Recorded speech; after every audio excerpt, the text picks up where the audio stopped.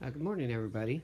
So, what we're going to be doing today is we're going to be feeding the worms.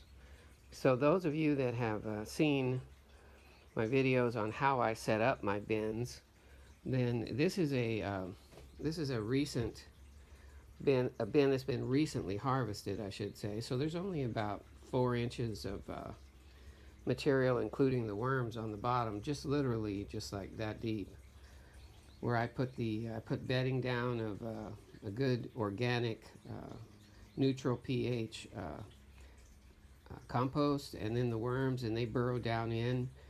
And then what I do is then every time I feed them, I put their food out, and then I cover it with about an inch of compost, of that same compost. So the dynamic is that I start out with about 4 inches. Every couple days I feed them, put some more compost, so the volume slowly builds up. The worms stay on the top, and so the material that's left behind is primarily their castings, which is what I'm after. So what I'm going to do is I'm going to prepare my food, and I'll be back in just a minute, and we'll open up the bin and see how happy the worms are. So today, the food that I'm going to use is actually from my kitchen. This is the stalks on some broccoli that I chopped off and chopped up. What do I got in here? Looks like some more broccoli, and then I've got some cantaloupe rinds. What I do is every day when I prepare what I'm preparing in my kitchen, I chop those up to make them small, and then I put them in my freezer so that when they thaw out, the membranes break down a little. Now what I'm going to do is I'm going to put these in a blender, not purify them, but I'm going to chop them up pretty fine with some water, so they're pretty wet. But I'll show you the consistency in just a second. I'll be right back. Okay, so I'm back, and what I did was I took those some of those vegetable scraps and cantaloupe rinds, and I went inside and I put them in my blender. You can see there's a couple of cups there, but basically I put about half a cup of water or so, just so that when I rough chop them, they will end up like in that kind of consistency right there. Additionally, I have my compost. This is what I make, and sifted. That's pretty, by itself, that's pretty good there. So what I'm going to do now is we're going to lift the top off of these, see how they're doing. They've been fed once. I had harvested them, had the compost on the bottom, the worms on the top, about 4 inches total.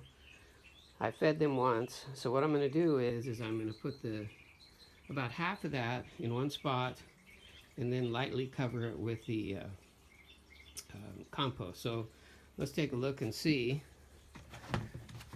what we got here. See, there's not much material down in there. So let's go over here and let's take a look. See if any of them are out. Oh, there they are. You can see them all there. Yeah, so they look really happy.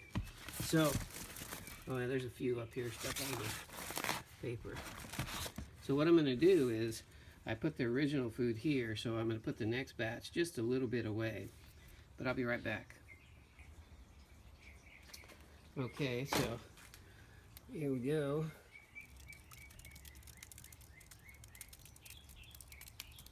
Just about that much right there.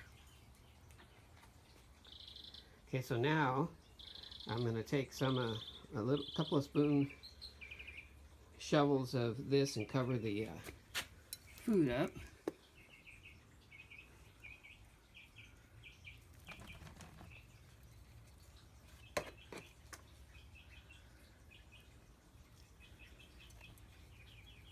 Just lightly cover it.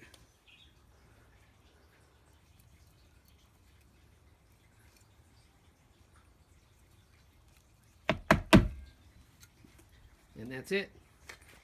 So then we pull my cover back over, which kind of keeps them dark, helps keep them dark, and also keeps the moisture in. And we put the lid back on and come back in a couple of days.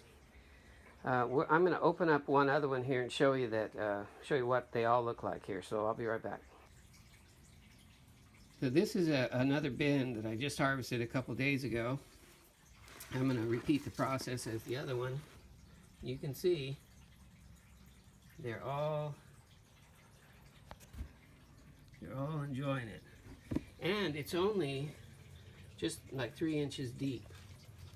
So the idea that I found that made a difference was, go back over here to the food, was that I used to just take old vegetables and chop them up, and there were chunks, and put them in, and the worms would, they would eat them, but it took a long time. I mean, I got to thinking about it. They'd have tiny little mouths. They don't have teeth. So what happened when I started chopping the food up was that it made it more available to the worms, and the easier that they could eat it, the more of it they ate, and the faster they grew. And that's when I went from struggling to raise these things to being able to put like 500 worms in a bin and do this process every 2 or 3 days, and in 3 to 4 months have 4,000 or 5,000 worms, like times 10 in a bin. And that was one of the big differences there. So I hope this video gives you some pointers, and hopefully anything that I'm learning will help you too. So we appreciate you watching, and good growing. Thanks, guys.